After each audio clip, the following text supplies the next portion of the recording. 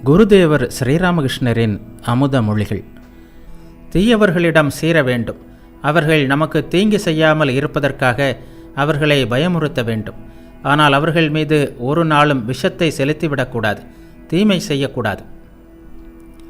இறைவனது படைப்பில் மனிதர்கள், மிருகங்கள், செடி கொடிகள் என்று பல்வேறு உயிரினங்கள் உள்ளன. மிருகங்களில் அமைதியானவை உள்ளன, பயங்கரமானவை உள்ளன. புலியை போன்ற கொடிய மிருகங்களும் உள்ளன.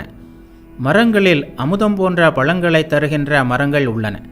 நச்சு பழத்தை தருகின்ற மரங்களும் உள்ளன. இப்படியே மனிதர்களிலும் நல்லவர்களும் இருக்கிறார்கள், கெட்டவர்களும் இருக்கிறார்கள். அமைதியானவர்களும் இருக்கிறார்கள், பயங்கரமானவர்களும் இருக்கிறார்கள். உலகியல் மனிதர்களும் இருக்கிறார்கள், பக்தர்களும் இருக்கிறார்கள்.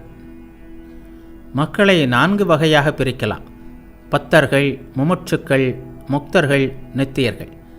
நாரதர் போன்றோர் நித்தியர்கள். இவர்கள் மக்களின் நன்மைக்காக, அவர்களுக்கு போதிப்பதற்காக உலகில் வாழ்கிறார்கள். பத்தர்கள் உலகியலில் கட்டுண்டவர்கள், பகவானை மறந்தவர்கள், மறந்து கூட அவரை நினைக்காதவர்கள். முக்தியை நாடுபவர்கள் முமுட்சுக்கள். ஆனால் இவர்களில் ஒரு சிலர் முக்தர் ஆகின்றனர், சிலரால் முடிவதில்லை.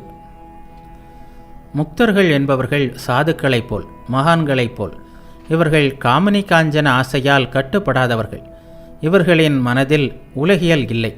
இவர்கள் எப்போதும் எம்பெருமானின் திருவடை தாமரைகளை சிந்தித்து கொண்டிருக்கிறார்கள். பத்தர்கள் காமினி காஞ்சனத்தில் கட்டுண்டவர்கள், கையும் காலும் கட்டப்பட்டவர்கள். காமினி காஞ்சனத்தால் தான் வாழ்க்கையில் இன்பம் கிடைக்கும் என்று நினைக்கிறார்கள். இவர்களுக்கு கடவுள் பயமே கிடையாது. அந்த இன்பத்திலேயே அழிவும் இருக்கிறது என்பது அவர்களுக்கு தெரிவதில்லை. பத்தன் சாகும்போது அவரது மனைவி, ஐயோ நீ போகிறாயே, எனக்கு என்ன வழி செய்திருக்கிறாய் என்று புலம்புவாள். அப்பப்பா, இந்த மாயை தான் எப்படிப்பட்டது! மரணப்படுக்கையில் இருக்கிறான், சிறிது நேரத்தில் சாகப் போகிறான். அவன் அருகே விளக்கு சுடர்விட்டு எரிந்து கொண்டிருக்கிறது. அதை பார்த்து, எண்ணெய் தீர்ந்துவிடும், விளக்கை அணை என்று புலம்புகிறான். சாகும்போதும் உலகத்தின் மீது எவ்வளவு பற்று!